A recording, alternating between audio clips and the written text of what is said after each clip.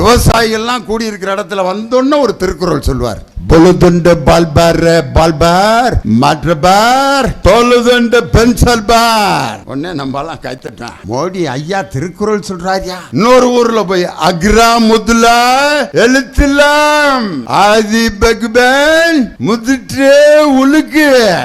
திருவள்ளுவர் அழுவுறாரு. இந்த குடுகுடுப்பக்காரன் பாருங்க, ஒவ்வொரு வீட்டுக்கும் தகுந்த மாதிரி அடிப்பான். பாத்திருக்கீங்களா? ஐயாவுக்கு பாருங்க, பச்சை கலர் ஒரு தோசம் இருக்கு. ஐயாவுக்கு தோசம். இந்த ப்ளூ கலர் வீட்டில் ஐயா உட்காந்துருக்காரு. அந்த நாற்காலி, அந்த நாற்காலியில பார்த்தீங்கன்னா அந்த நாற்காலியை வச்சே ஓட்டுவான். அவர் வீட்டில் 3 நாற்காலி இருக்கும். ஒவ்வொரு வீட்லையும் அதுக்கு தகுந்த மாதிரி எப்படி சொல்லுவாங்களோ அதே மாதிரி ஒவ்வொரு இடத்துக்கும் சென்று நாடகம் போல் நடித்து கொண்டிருப்பவர் ஒன்றிய பிரதமர் நரேந்திர மோடி. இன்னைக்கு எடப்பாடி பழனிசாமி இருக்காரு, பாம்பாட்டி பழனிசாமி. நான் திருப்பி என்ன சொல்றேன்னா, திருப்பி அதே தான் சொல்றாரு. அம்மா மினி கிளினிக் தொடங்கணும், அதை திமுக அரசு நிறுத்தி விட்டது. அண்ணே பழனிசாமி, உங்ககிட்ட உங்க கோயம்புத்தூர் பாசையிலே கேட்கணும். யானுங்கண்ணா இந்த மினி கிளினிக் ஒண்ணு தொடங்குனீங்கன்னா அதுல எத்தனை பேருக்கு நீங்க மாத்திரை மருந்து கொடுத்து குணப்படுத்தினீங்கன்னா அந்த லிஸ்ட் மட்டும் கொடுங்கண்ணா. நீங்க பெரிய வீரர்னு நாங்க ஒத்துக்கிறோம்ங்கண்ணா. தேர்தல் அறிக்கை விடுறாரியா. நாங்க ஆட்சிக்கு வந்த 2000 ரூபா கொடுப்பான். இது எப்படி இருக்குன்னா, அந்த ஏலம் கேட்பாங்க பாத்திருக்கீங்களா? 1 ரூபா வச்சு கேட்டுக்கிட்டே இருப்பேன். எங்க ஊர்ல ஒருத்தர் 101 சடையாண்டின்னு இருக்கேன். 100 ரூபானா 101, 1000 ரூபானா 1001. அந்த 1 வச்சு பேசினேன், ஓடி போயிருவேன். 20,000 ரூபாய் எவன்டா ஏத்தி விட்டதுன்னு பார்த்தா ஏத்தி விட்டு ஓடிடுவான். பாத்தீங்களா? அந்த 101 சடையாண்டி தான் எடப்பாடி பழனிசாமி. மோடி பேசுறாரு, in Tamil Nadu we will going to make double engine Sarkar. Double engine எங்க பாத்திருக்கீங்க? 10 தடவை பிரேக் டவுன் ஆன வண்டி அதான் எடப்பாடி பழனிசாமி. அதை டோப் பண்ணி ஒரு இன்ஜின் இழுத்துட்டு போகுது பாஜக. இதுல யாராவது 50 பேர் ஏறி போக முடியுமா? 2 இன்ஜின் தான் இருக்கு. ஆனா 3/4 துட்டுக்கு பிரயோஜனம் இல்லாத இன்ஜின். கழகத்தினுடைய முக்கிய பொறுப்பாளர்கள் அனைவருக்கும் என்னுடைய நன்றியை சொல்லி நன்றி உரையாற்ற காத்திருக்கின்ற அன்பு சகோதரர் நகர இளைஞரணி துணை அமைப்பாளர் ரா சரவணன், கா மணிகண்டன் உள்ளிட்ட எல்லோருடைய பேரையும் நான் வாசித்தேன்னா ரவு பகலாகி ராவணன் கதையாயிரும். ஏற்கனவே 6 மணின்னு நோட்டீஸில் போட்டு இப்போ நான் தொடங்குறப்பே 8:15 எப்போ முடிப்பாங்க அப்படின்னு நீங்கள்லாம் யோசிப்பீங்க. நம்ம சகோதரிகள்லாம் யோசிக்கிறாங்க, இவன் டிவியிலேயே 1.5 மணி நேரம் பேசுவானே, இந்த ஆள் எப்பப்பா பேசி முடிக்கிறது, நம்மெல்லாம் வீட்டில் போய் மீதி நாடகங்களை பார்க்குறது அப்படின்னு யோசிப்பீங்கன்னு நினச்சேன். ஆனால் என் சகோதரிகள்லாம் சந்தோஷமாக கைதட்டி சிரிக்கிறத பார்க்கும்போது, அங்கே ஒரு அம்மா, வயசான அம்மா, அப்படி வாயை திறந்து சிரிக்கிறது, பல்லே இல்லை. ஆனால் என்ன சந்தோஷம். காரணம் என்னென்னா, நாடகம் நம்ம என்றைக்கு வேணாலும் பார்க்கலாம். பட்டிமன்றத்தில் பேசுகிற லியோனி தம்பியோட பேச்சை நம்ம கேட்போம் அப்படின்னு நீங்கள் மகிழ்ச்சியாக உட்கார்ந்துருக்கிற அந்த நல்ல ரசிக பெருமக்களை உண்மையிலே நான் ஏமாற்ற மாட்டேன், உங்களை சோதிக்க மாட்டேன். ஏன் நீங்கள் கைதட்டுறதுக்கு இவ்வளோ யோசிக்கிறீங்கன்னா, பனி அடிக்குது. 2 கையையும் நல்ல கமுக்கூட்டில் நல்லா அனவாக வச்சு நிறைய பெண்கள் மப்ளர்லாம் போட்டு ஸ்கார்ஃபு கட்டிக்கிட்டு இப்படி உட்காந்துருக்காங்க. இந்த முகரைக்கு கையை எடுத்து தட்டணுமாக்க பேசிவிட்டு போயா அப்படின்னு நினைக்கிறீங்க. இருந்தாலும் அதையும் மீறி நாங்கள்லாம் பேசணும். நான் அந்த கூட்டத்தில் பேச வர்றதுக்கு முன்னாடி காரில் இறங்கி நடந்து வந்துக்கிட்டு இருந்தேன். ஒரு அம்மா என்னை கிராஸ் பண்ணிவிட்டு என்னை பார்த்துட்டு சொல்லிட்டு போகுது, டிவியில் பார்த்தா கிளம்பி மாதிரி இருக்கேன், நேரில் நல்லா இருக்காரு அப்படின்னுச்சு. அந்த அம்மா என்ன நினச்சி சொன்னாங்களோ. ஆனால் ஸ்ரீவில்லிபுத்தூர்காரங்க மனசில் எதையுமே வஞ்சகம் இல்லாமல் வச்சுக்க மாட்டீங்க, மனம் திறந்து சொல்லுவீங்கிறதுக்கு இதுதான் எடுத்துக்காட்டு. டிவியில் ஏன் கிளம்பி மாதிரி இருக்கோம்னா, பவுடரை போட்டு லைட்டை போட்டு உட்கார வச்சுருப்பேன். இங்கே நான் அழகாக இருக்கிறதுக்கு வேற ஒரு காரணமும் இல்லை. நான் நின்று கொண்டிருப்பது தன்மானத்தின் மேடை, சுயமரியாதையின் மேடை, பகுத்தறிவின் மேடை, தமிழர்களை தலைகுனிய விடாத ஒரு தலைவனுடைய மேடை, திராவிட முன்னேற்ற கழகத்தின் மேடை. இந்த மேடையில் யார் நின்னாலும் அழகாத்தான் இருப்போம். அதனால் இந்த நிகழ்ச்சிக்கு வருகை தர இருக்கின்ற எங்கள் அன்பிற்கும் மரியாதைக்கும் உரிய கட்சி வேறுபாடு இல்லாமல் அனைத்து கட்சியினராலும் அண்ணாச்சி முதலாளி என்று பாசத்தோடு அழைக்கப்படுகின்ற மாவட்ட வருவாய் மற்றும் பேரிடர் மேலாண்மை துறை அமைச்சர் விருதுநகர் தெற்கு மாவட்ட கழகத்தின் செயலாளர். அந்த வேட்டியினுடைய நுனியை பிடிச்சி அப்படி நடந்து வர்ற அந்த ஸ்டைலு இது வரைக்கும் வேற யாருக்கிட்டையும் அந்த அழகை நீங்கள் பார்க்க முடியாது. அவர் எம்ஜிஆர் அவர்களுடைய அமைச்சரவையில் அமைச்சராக இருந்தார், கலைஞருடைய அமைச்சரவையில் அமைச்சராக இருந்தார். இன்று நம் தளபதி மு.க. ஸ்டாலினுடைய அமைச்சரவையிலும் அமைச்சராக இருக்கின்ற அளவுக்கு பாரம்பரியமிக்க ஒரு அரசியல் தலைவர் உங்களுக்கு மாவட்ட செயலாளராக கிடைத்திருக்கிறார். அவர் வந்து கொண்டிருக்கிறார். அது வரைக்கும் நீங்கள் பேசணும்ட்டாங்க. என்னையெல்லாம் சில சமயம் இந்த கல்யாண வீட்டில் பேச கூப்பிடுவாங்க. எப்போ கூப்பிடுவாங்கன்னா சாப்பாடு ஆகலைன்னா என்னை கூப்பிட்ருவாங்க. பேசிக்கிட்டே இருந்தேன், கிச்சன்லேருந்து கை காட்டினோன்னே மணமக்கள் வாழ்கன்னு முடிச்சிருங்க. அது வரைக்கும் மக்களை சாப்பிட பசியோடு இருக்கவங்கள சந்தோஷப்படுத்தணுங்கிறதுக்காக பேச விடுவாங்க. இன்றைக்கி அமைச்சர் வர வரைக்கும் நான் பேசணும் அப்படின்னு நம்ம நிகழ்ச்சியினுடைய தலைவர் எங்களுக்கு கட்டளையிட்டிருக்கிறார். அமைச்சர் வர வரைக்கும் பேசுகிறனோ அல்லது தலைவர் சொன்ன நேரத்துக்கு பேசுகிறனோ, நான் இன்று பேச வந்திருப்பது 2026 மீண்டும் நம் தளபதியை முதல்வராக்குவதற்காக பேசுகின்ற பொதுக்கூட்டம். அதனால தான் ரொம்ப மகிழ்ச்சியாக இருக்கும் உங்களையெல்லாம் பார்க்கும் பொழுது. இன்றைக்கி நம்ம சகோதரிகள்லாம் மகிழ்ச்சியாக இருக்கிறதுக்கு ஒரே காரணம், பெண்களை இன்று தலை நிமிரச் செய்து அவர்களை பொருளாதாரத்திலும் வேலை வாய்ப்பிலும் படிப்பிலும் எல்லாவற்றிலும் தலை நிமிரச் செய்து தலைகுனிந்து நடந்து கொண்டிருந்த பெண்களை, வீட்டை விட்டு படிதாண்டாமல் வீட்டுக்குள்ளே முடங்கி கிடந்த பெண்களை, நிமிர்ந்த நன்னடையும் நேர்கொண்ட பார்வையும் நிலத்தில் யாருக்கும் அஞ்சாத ஞான செருக்கு உடைய பாரதி கண்ட புதுமை பெண்களை உருவாக்கிய தலைவர் நம் தளபதி மு.க. ஸ்டாலின் அவர்கள். காரணம், ஒரு பெண்ணுக்கு அழகு எது? ஒரு பெண் அழகாக இருக்கிறதே அவங்க அழகு தான். அழகாக இருக்கீங்கன்னு ஒரு பெண்ணுக்கிட்ட சொல்லிட்டோம்னா 3 நாளைக்கு தூங்க மாட்டாங்க. ரொம்ப அழகாக இருக்கீங்க, இந்த சாரி உங்களுக்குன்னே தைச்சிருக்காங்க அப்படின்னா, அப்படிங்க அப்படிலாம் ஒன்றும் இல்லைங்க, எப்படிங்க இப்படி அழகாக இருக்கீங்கன்னு சொல்லிடுங்க, அவ்வளோதான். அது அவங்களுக்கு ஒரு பெரிய பெருமை அழகாக இருப்பது. அதனால தான் ஒரு பெண் அழகாக ட்ரெஸ் பண்ணிவிட்டு அந்த கண்ணாடி முன்னாடி அப்படிம்பாங்க, அந்த முடியை அப்படி ஒதுக்கி விடுவாங்க. மற்றவர்கள் முன்னால் நாம் அழகாய் தெரிய வேண்டும் என்று ஒரு பெண் நினைப்பது தவறில்லை. அழகு என்பது ஒரு பெண்ணுக்கு மகிழ்ச்சி தரக்கூடிய விஷயம்தான். அதற்கு அடுத்து பெண்கள் மகிழ்ச்சியாக இருக்கக்கூடிய இன்னொரு விஷயம், அவர்கள் அணிந்து கொண்டிருக்கக்கூடிய நகைகள். 5 பவுன் 10 பவுன் 25 பவுன் வச்சுருக்கேன், இந்த நெக்லஸ்ஸு எங்கள் மாமியை நான் வயசுக்கு வந்தப்போ போட்டது அப்படின்னு பெருமையாக அதை காமிச்சிட்டு இருப்பாங்க.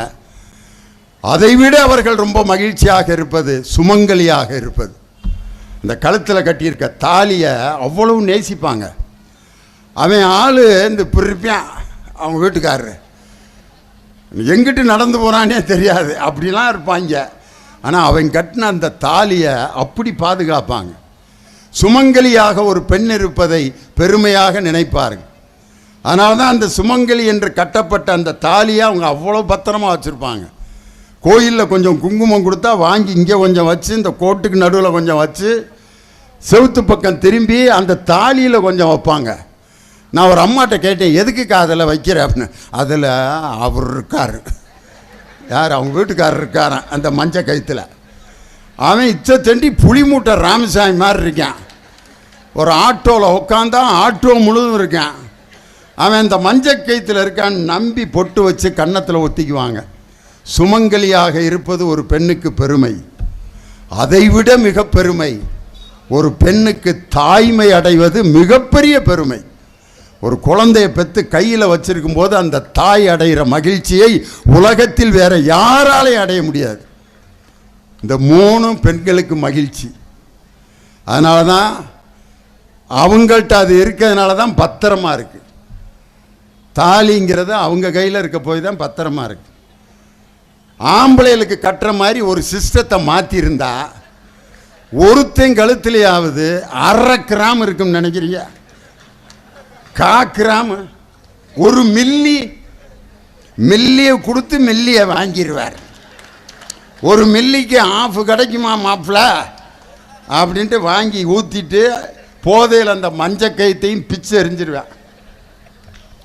தாய்மை அதுவும் பெண்களுக்கு தான் கொடுக்கப்பட்ட ஒரு மிகப்பெரிய பொறுப்பு. ஆம்பளையை மட்டும் மாசமாயி புள்ள பெக்கிற மாதிரி ஒரு சிஸ்டம் மாறி இருந்தா ஒருத்தனாவது ஒரு 6 மாதம் அதை சமைக்க முடியும்னு நினைக்கிறீங்க?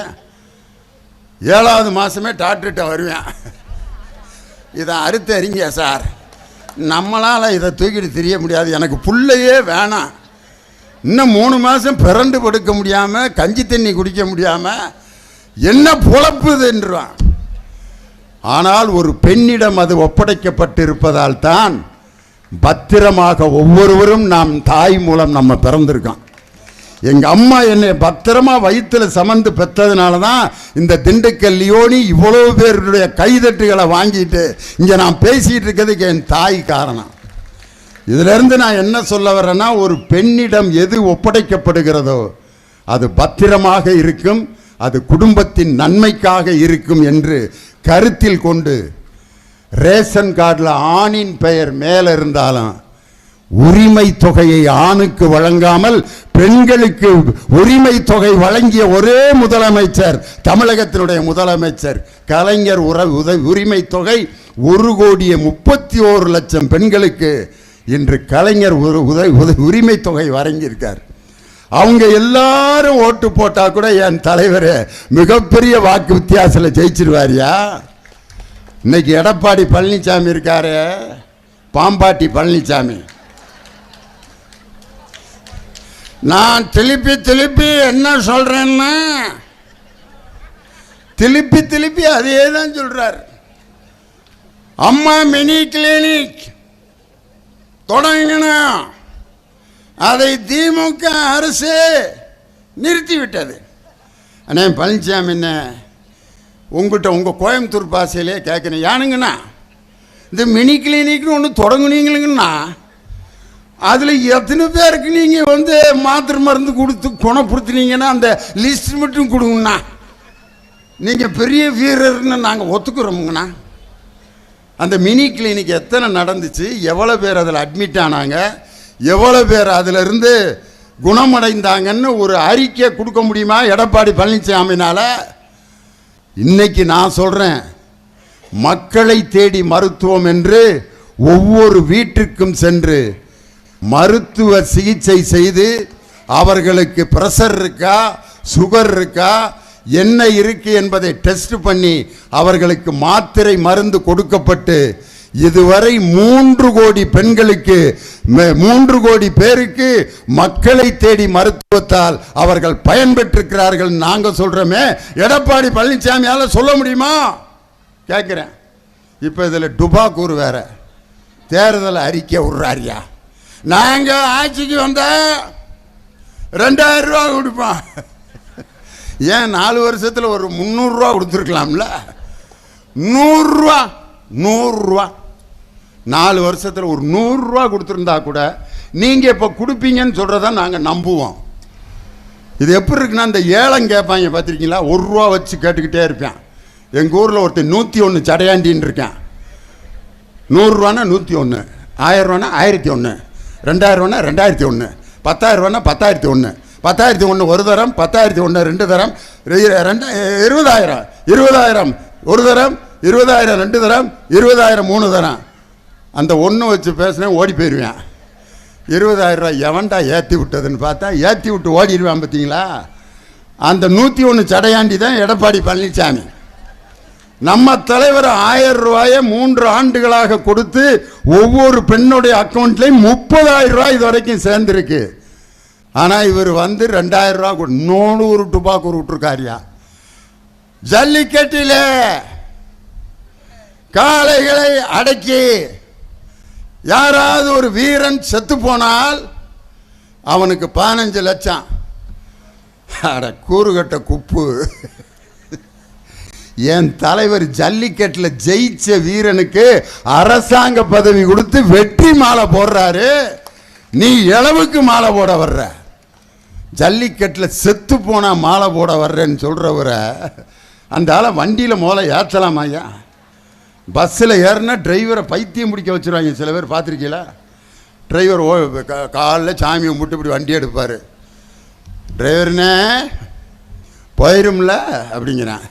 போகிறதுக்கு தாண்டா ஓட்டிக்கிட்டு இருக்கேன், ஏன்டா திடீர்னு உனக்கு இந்த சந்தேகம்? இல்லைண்ணே சிவகாசியிலேருந்து பிறப்புடுற, போயிரும்ல. போகிறதுக்கு தாண்டா ஓட்டுறேன், உட்கார்றா. இதே மாதிரி தானே நேற்று ஒரு டிரைவர் சிறுவில்லிபுத்தூர்லேருந்து எடுத்தாருனே, கூமாவட்டி பிரிவில் மோதினாருனே, 12 பேர் ஸ்பாட் அவுட். டிரைவரு டே போய் உட்கார்றா, கைகாலெலாம் நடுங்குதுரா. முந்தா நாள் ஒரு டிரைவர் இதே மாதிரி சிறுவில்லிபுத்தூர்லேருந்து ராஜபாளையத்துக்கு எடுத்தாருனே, போகிற வழியில் மோதினாருனே. டிரைவருக்கு கருமாதிக்கு எலும்பு கூட கிடைக்கலனே. டிரைவரு வண்டியை விட்டு இறங்கி, நான் இழந்த பழம் விற்று பொழைச்சிக்கிறேன், இந்த கூறுகட்ட பய கிளம்பும் போதே நம்பிக்கை இல்லாமல் பேசுகிறானேன். என் தலைவர் ஜல்லிக்கட்டில் வீரர்கள் வெற்றி பெற வேண்டும் என்று அவர்களுக்கு பரிசளிக்கிறார்.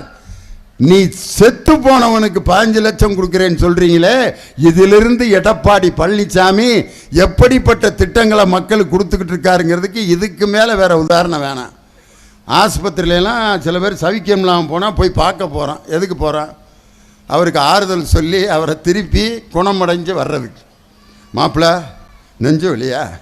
கவலைப்படாத மாப்பிள்ள, எனக்கு இதே மாதிரி தான் வந்துச்சு. இங்கே பார் எப்படி இருக்கேன் பத்தியா, 2 தடவை அறுத்துருக்காங்கடா இருதயத்தை, இங்கே பார் அப்படின்னு தழும்பெல்லாம் காட்டியான். ஜாமன் இருக்கேன், உனக்கெல்லாம் ஒன்றும் வராது, எதுக்கு பயப்படுற? என்ன வேணும்? செலவுக்கு பணம் வேணுமா? நான் தர்றேன். இதை சொன்னோன்னே அவனுக்கு ஆஹா, இது மாதிரி 2 பேர் சொன்னால் ஆஸ்பத்திரி விட்டு துள்ளி குதிச்சு எந்திரிச்சிடுவான்.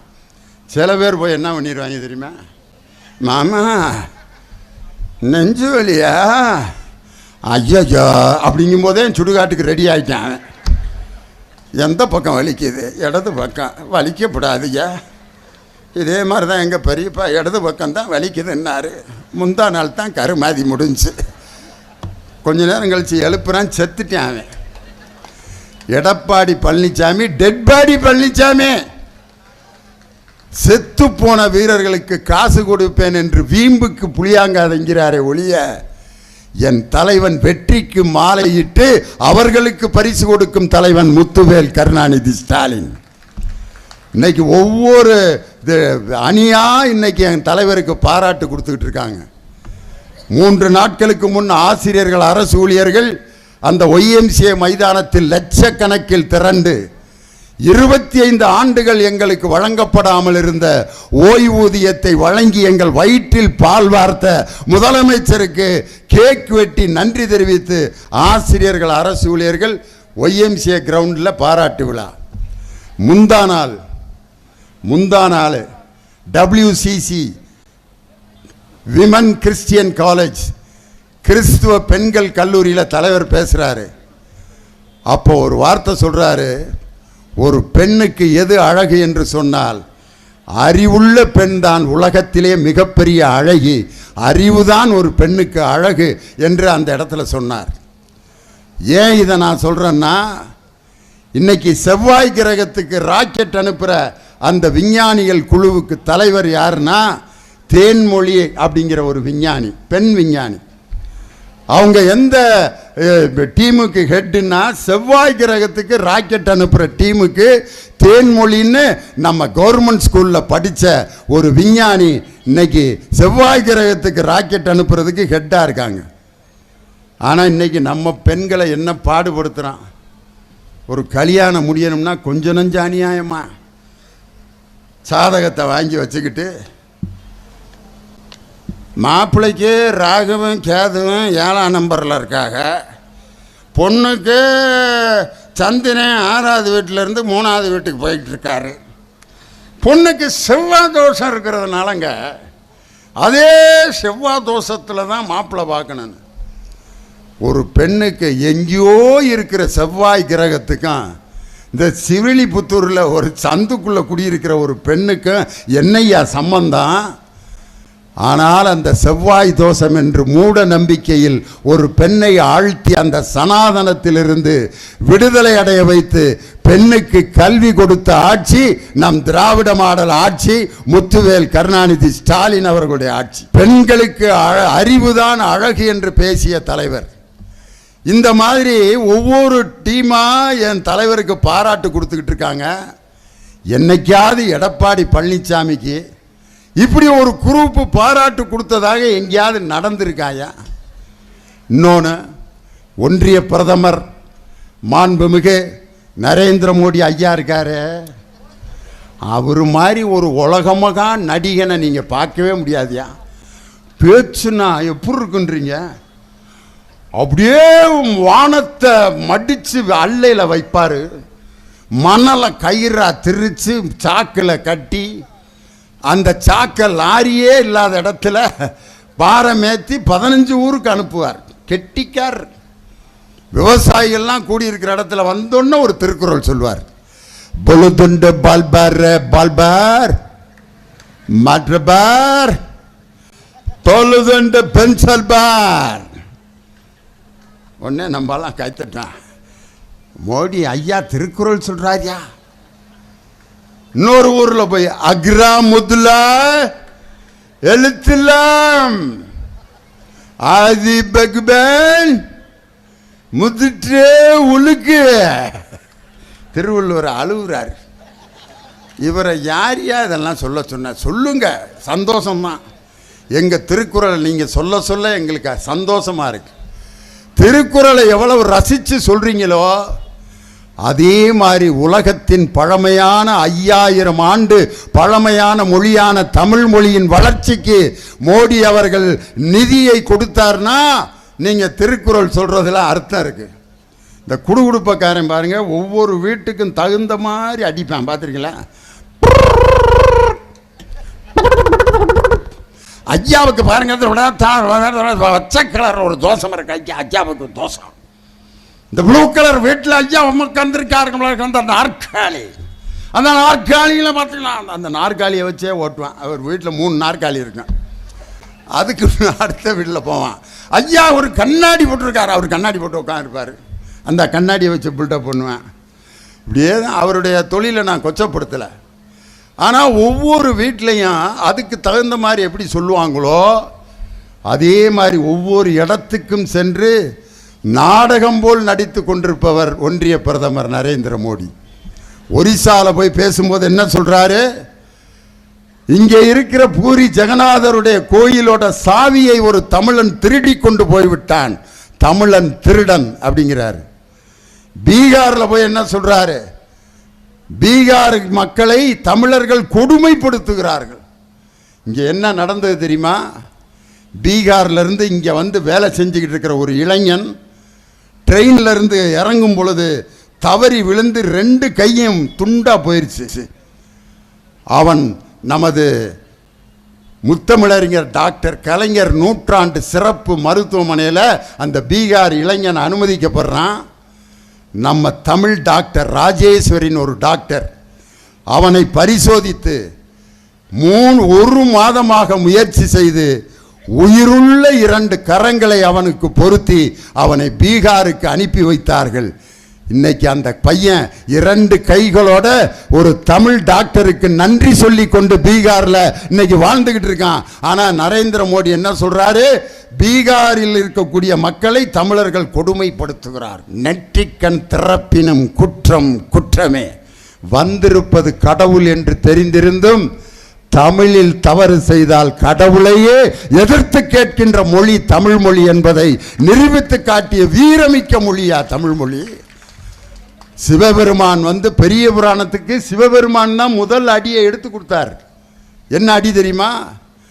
உலகெல்லாம் உணர்ந்தோதற்கரியவன் நிலவுலாவிய நீர்மலிவேணியன் அலகில் சோதியில் அம்பலத்தாடுவான் மலர் சிலம்படி வாழ்த்தி வணங்குவோம்.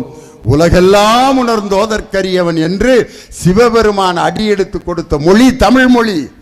ஆனால் நிர்மலா சீதாராமன் தமிழ் மொழியை பிச்சை எடுக்கின்ற மொழி என்று சொன்னார். ஒவ்வொரு தமிழனும் கொதித்து போயிருக்கின்றான். தமிழ் மொழியை எந்த கொம்பனாலும் அழித்ததாக வரலாறு இல்லை. எத்தனை மொழிகள் திணிக்கப்பட்டாலும் தமிழ் வாழ்ந்து கொண்டே தான் இருக்கும். அதனால தான் நம் தளபதி மு.க. ஸ்டாலின் தமிழர்களுக்கும் தமிழுக்கும் செய்த அந்த தொண்டு அற்புதமான இந்த பொதுக்கூட்டத்தில் ஒரே ஒரு செய்தியை நான் சொல்லி நிறைவு செய்கிறேன். மாண்புமிகு ஒன்றிய பிரதமர் நரேந்திர மோடியும் எடப்பாடி பழனிசாமியும் ஒரு கூட்டணி அமைச்சிருக்காங்க. அதுக்கு பேர் NDA. மோடி பேசுறாரு, double engine Sarkar. In Tamil Nadu we will going to make double engine Sarkar. Double engine எங்க பார்த்துருக்கீங்க? 10 தடவை பிரேக் டவுன் ஆன வண்டி அதான் எடப்பாடி பழனிசாமி. அதை டோப் பண்ணி ஒரு இன்ஜின் இழுத்துட்டு போகுது. அதான் யார்? பாஜக. இதில் யாராவது 50 பேர் ஏறி போக முடியுமா? 2 இன்ஜின் தான் இருக்குது. ஆனால் 3/4 துட்டுக்கு பிரயோஜனம் இல்லாத இன்ஜின். மோடியும் எடப்பாடியும் அமைத்திருக்கக்கூடிய அந்த டபுள் இன்ஜின் மக்களுக்கு பயன்படாத இன்ஜின். ஆனால் இன்று மகளிர் இலவசமாக விடியல் பயணம் செய்கின்ற அந்த பஸ்ஸில் இருக்கிற உண்மையான என்ஜின் என் தலைவர் மு.க. ஸ்டாலினுடைய பவர்ஃபுல் என்ஜின். இன்னொருத்தர் புதுசாக கட்சி ஆரம்பிச்சிருக்கவர் ஒரு சின்ன பையன்கிட்ட அவங்க அப்பையும் விசில் வாங்கி கொடுத்துருக்காரு. அவன் பஸ்ஸில் ஏற்றி விட்டுருக்கான். அவங்க அப்பா பொழுது போலன்னா அப்படின்னு அடிச்சிருக்கான். டிரைவரை நிறுத்திட்டு, என்னையா கண்ட நேரத்தில் விசில் அடிச்சு. நான் அடிக்கலையா, நான் ஸ்டாப்பில் தான். எவனோ ஒருத்தன் அடிச்சுக்கிட்டு இருக்கான். எவன்டாவன் அப்படின்னு பார்த்தா அந்த சின்ன பையன். நான் எப்போ வேணாலும் அடிப்பேன், போயா வேலையை பார்த்துட்டு அப்படிங்கிறேன். அவன் பொழுது ஊரப்பையெல்லாம் அடிக்கிறான். டிரைவர் பிரேக்கை போட்டு பயணிகள்லாம் எந்திரிச்சு அந்த விசிலுக்காரனை வெளுன்னு வெளுத்து அவங்க அப்பனை எதுக்குடா அந்த பையலை பஸ்ஸில் விசிலோட கூட்டி வந்தேன். நான் சும்மா வாங்கி கொடுத்தேன். அவன் எப்படி பொழுது போலன்னா ஊதிக்கிட்டே இருப்பான்னு எனக்கு என்னையா தெரியுன்ட்டு வீட்டில் கொண்டு போய் தூங்கிட்டேன். அந்த பையன் பாக்கெட்டில் விசிலை வச்சுக்கிட்டு நைட்டு 1:30 மணிக்கு அப்படின்னு அடிச்சிருக்கேன். பக்கத்து வீட்டில் ஒரு டிரைவர் தூங்கிட்டு இருந்திருக்கார். அவருக்கு விசில் சத்தம் கேட்டோன்னா வண்டியை ஸ்டார்ட் பண்ணணும்னா பக்கத்தில் அவங்க மனைவி படுத்திருந்துருக்கு. குடுமையை பிடிச்சி கியர் போட்டிருக்கேன். அந்த அம்மா எந்திரிச்சு, யோ என்னையா பண்ணிட்டு இருக்க? விசில் பஸ்ஸு ஓட்டுற மாதிரி ஞாபகம் எந்திரிச்சிட்டேன். உன் முகரையை நான் கல்யாணம் பண்ணி வாழ்ந்துக்கிட்டு இருக்கேன் பாரு. ஏன் எப்போ ஊதுனாலும் வண்டி எடுத்துருவியாடியே. இந்த நேரம் கேட்ட நேரத்தில் சின்ன பயிலுக கையில் விசிலை கொடுத்த மாதிரி ஒரு கட்சி, டபுள் என்ஜின் என்ற டுபாக்கூர் என்ஜின் ஒரு கட்சி, இந்த நேஷனல் NDAன்னு ஒரு அலையன்ஸ் வச்சுருக்காங்களே, அதுக்கு நான் வச்சிருக்க பேர் த நேஷனல் டிசீவர்ஸ் அலையன்ஸ், தேசிய துரோகிகளின் கூட்டணி. அங்கே மோடி பக்கத்தில் நின்று 50 பேரும் துரோகிகள் தான். முதல் துரோகி எடப்பாடி பழனிசாமி. சசிகலா அம்மா காலை அவர் போய் பிடிச்ச அந்த மெத்தட் இருக்குது பார்த்தீங்களா? உலகத்தில் அவர்கிட்டருந்து நிறைய பேர் இதைத்தான் கற்றுக்கிட்டு இருக்கேன். அப்போ காலில் விழுகிற பல மெத்தட் இருக்குது.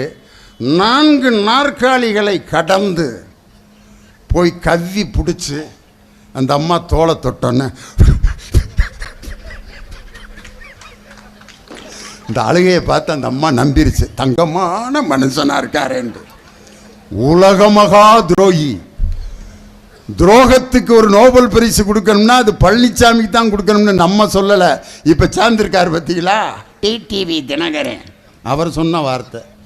டிடிவி தினகரனை பற்றி எடப்பாடி பழனிசாமி என்ன சொன்னார்? He is a 420. 420னா அர்த்தம் மோசமான அர்த்தம், அதை விளக்கம் கொடுக்க முடியாது அப்படின்னு சொல்லி இப்போ 2 பேரும் நாங்கள் அம்மாவின் பிள்ளைகள். ஓ பன்னீர்செல்வம் என்ன ஆட்டுக்குட்டியோட பிள்ளையா? அவர் தான் என் உண்மையான அம்மாவோட பிள்ளை. இவங்க 2 பேரும் இன்னைக்கு அம்மாவின் பிள்ளைன்னு துரோகிகள் 2 பேர் ஒன்று சேர்ந்துருக்காங்க. அடுத்த துரோகி யார்? அன்புமணி ராமதாஸ். பெத்த அப்பன் ரத்த கண்ணீர் வடித்தார் டிவியில். என் மகனை இது வரைக்கும் நான் ஒரு கவுன்சிலராக கூட இருந்ததில்லை, என் மகன்கிட்ட கட்சியை கொடுத்து அவனை மத்திய அமைச்சர் ஆக்குனேன், என்னை ஏமாத்திட்டான்னு சொல்லி ஒரு பெத்த தந்தைக்கு துரோகம் செய்த அன்புமணி ராமதாஸ். இன்னொருத்தர் அண்ணாமலைங்கிற ஒரு அருமையான ஒரு கேடருக்கு துரோகம் செய்த நயினார் நாகேந்திரன், ஜி.கே. மூப்பனாருக்கு துரோகம் செய்த ஜி.கே. வாசன், இது எல்லாம் சேர்ந்து துரோகிகளின் கூட்டணி, இந்த நேஷனல் டிசீவர்ஸ் அலையன்ஸ். அந்த அலையன்ஸுக்கு இன்னொரு பேர் வச்சுருக்கேன் நான், FDA. NDA is equal to FDA. FDA, F for fraud, D for டுபாக்கூர், ஏ ஃபார் ஆக்டிங். ஃப்ராட் டுபாக்கூர் ஆக்டிங் அலையன்ஸ், அதுதான் எஃப்டிஏ. இப்படிப்பட்ட போலி கூட்டணியை முறியடித்து புதுசாக விசில வச்சு பஸ்ஸை கலகம் செய்த அந்த புதிய கட்சி, அந்த கட்சியினுடைய வரலாற்றை முடித்து 2026 மீண்டும் முதல்வராக தளபதி மு.க. ஸ்டாலின் மீண்டும் அரியணை 2வது முறையாக பொறுப்பேற்பார். 7வது முறையாக திராவிட முன்னேற்ற கழகம் ஆட்சி அமைக்கும் என்று சொல்லி டாக்டர் கலைஞர் திராவிட முன்னேற்ற கழகம்